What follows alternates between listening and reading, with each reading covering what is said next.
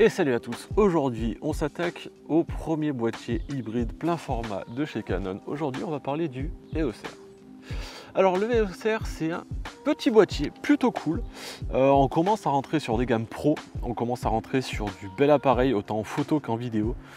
Il a été déchiré dans les critiques pour un problème qui est bien présent, qui est potentiellement un peu chiant, je vous l'accorde. C'est quand on passe en 4K. Donc en full HD, il n'y a pas de problème. Quand on passe en 4K, on arrive sur un facteur de crop de 1,7, ce qui est horrible. C'est vraiment gros.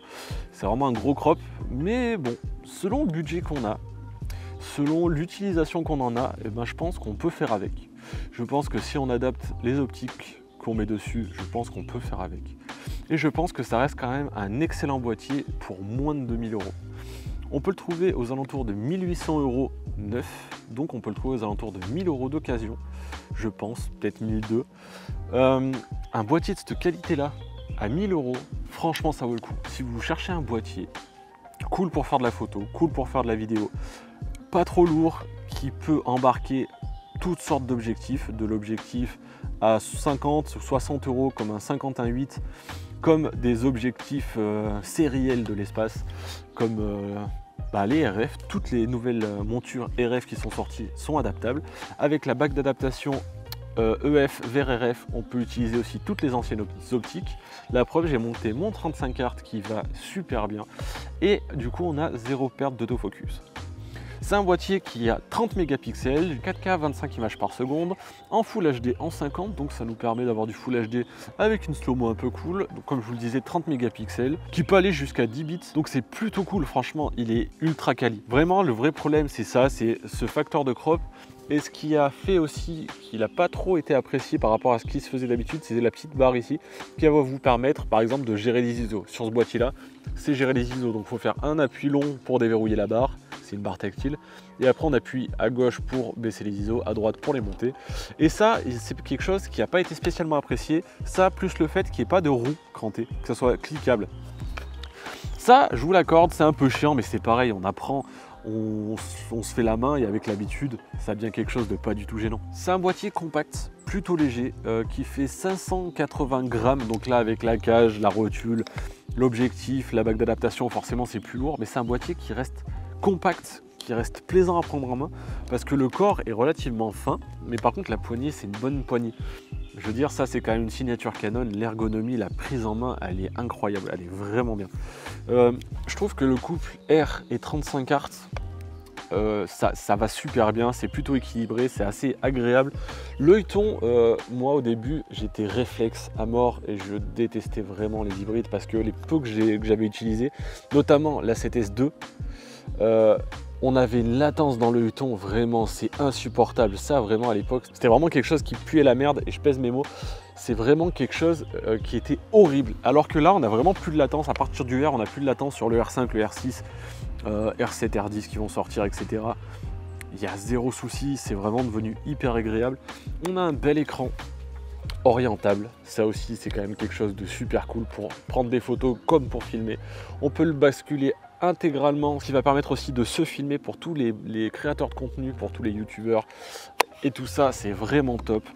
Il est efficace, un boîtier efficace, pas trop cher. Je pense que un boîtier de cette qualité là, à ce prix là, il ne doit pas en exister beaucoup sur le marché. Alors en termes d'ISO, il va de ISO 100 à ISO 40 000. Alors ça, un jour, il faudra que les constructeurs m'expliquent à quoi ça sert de nous faire péter des ISO 40 000 en sachant qu'à partir de 1200 ou 2000 ISO, on commence à avoir du bruit. Alors à 40 000, laisse tomber. Je comprends pas vraiment l'utilité de ça. Arrêtez de vous faire chier, elle est toujours plus haut dans les ISO. Essayez déjà de gérer le bruit comme il faut à 5000. Alors ok, il y a la 7S3 qui a un natif à 12008, mais c'est une exception, c'est un ISO natif. Là, j'ai pas un natif à 40 000 et du coup, c'est quelque chose que vous utiliserez jamais, vraiment. Donc, à qui ça se destine concrètement? C'est aux photographes qui veulent faire un peu de vidéo.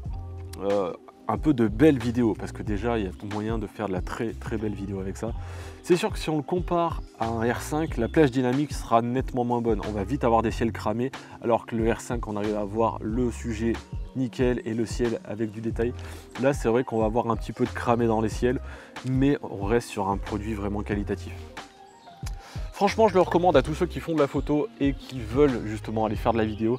Je le recommande à ceux qui veulent quelque chose de polyvalent, de compact. Alors, on est loin d'un ZVO10 en termes de gabarit, mais ça reste quand même un boîtier relativement transportable. C'est robuste, l'écran, tout ça, tout fait costaud, ça fait pas de cheapos. Il y a un truc qui est super cool, alors ça je l'ai découvert avec ce boîtier et puis ils l'ont aussi adapté sur le R5, c'est qu'on va mettre l'appareil à son œil, on va pouvoir faire la mise au point juste en bougeant son pouce sur l'écran au fait, et du coup ça va bouger le collimateur à l'intérieur de l'écran de l'œilleton et ça va permettre, sans avoir besoin d'appuyer sur plein de boutons, sans vraiment savoir où c'est, soit c'est un joystick ou autre, là c'est vraiment on pose le pouce sur l'écran, on le bouge, ça bouge le collimateur et quand on est bon, on lâche et la mise au point ça va se faire à l'endroit où on a lâché notre pouce. Et ça, c'était vraiment cool. Ils l'ont remis sur les nouvelles versions. Et ça, c'était une très bonne idée. Dessus, ça va être une carte SD traditionnelle. Sur le côté, ça aussi, j'en ai pas parlé, mais sur le côté, du coup, on a un port HDMI, un port USB, un port pour une télécommande. On a un port pour les micros et un port pour les casques. Et ça devrait être de partout. On devrait avoir un port HDMI, un port micro et un port casque. Ça, je comprends pas les marques qui vont pas nous mettre un port casque. Donc, c'est-à-dire qu'on va pouvoir mettre un micro, mais on va pas pouvoir monitorer. C'est-à-dire que vous allez faire une vidéo et tant que vous n'êtes pas rentré chez vous et que vous n'avez pas écouté, vous savez pas si votre son c'est de la merde. Ça, je comprends pas. Vraiment. C'est à peu près comme mettre des micros HDMI sur les boîtiers. Ça, je comprends pas, sachant que on a quand même de la place. Enfin, honnêtement, il y a des boîtiers qui le font très bien. Là, c'est un HDMI moyen. C'est pas un micro, c'est pas un full. Je sais pas le terme, mais c'est ni du micro ni de l'HDMI standard, on va dire.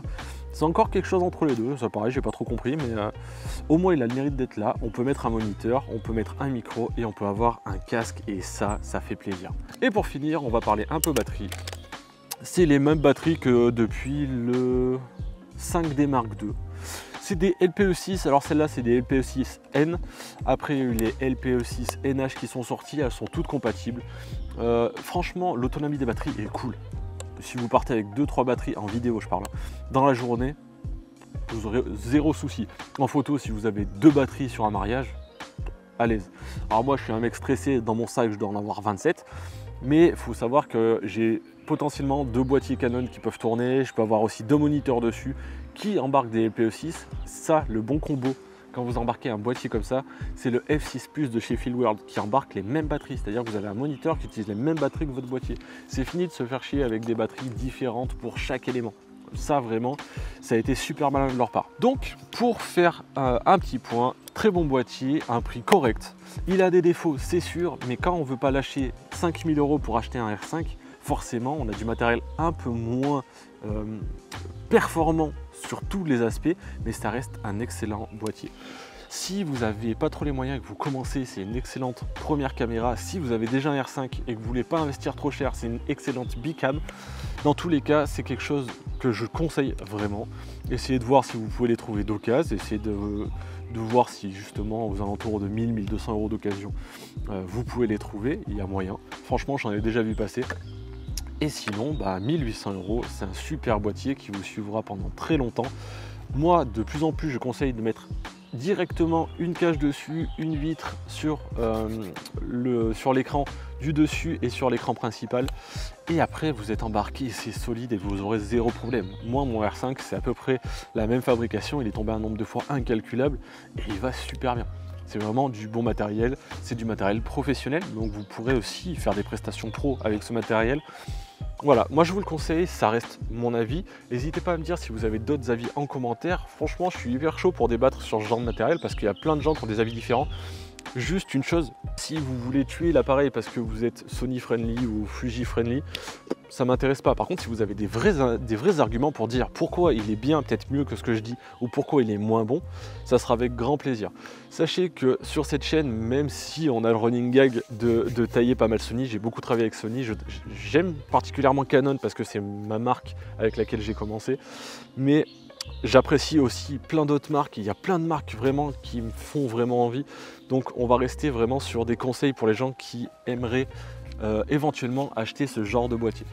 Donc voilà, n'hésitez pas à lâcher vos commentaires, à lâcher vos avis, ça pourrait aider les gens que ça intéresse. Et moi en attendant, je vous dis à la prochaine, ciao.